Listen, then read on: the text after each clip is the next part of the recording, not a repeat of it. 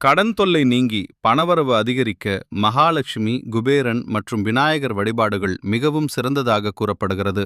செவ்வாய், வெள்ளிக்கிழமைகளில் காலை மற்றும் மாலை நேரத்தில் இந்த மந்திரங்களை நம்பிக்கையுடன் சொன்னால் செல்வ வளம் அதிகரிக்கும் என்று ஆன்மீக நம்பிக்கை உள்ளது. மகாலட்சுமி மந்திரம்: ஓம் ஸ்ரீம் கிரீம் ஸ்ரீயை நமக. இந்த மந்திரம் செல்வத்தை ஈர்க்கும் சக்தி வாய்ந்த மந்திரமாக கருதப்படுகிறது.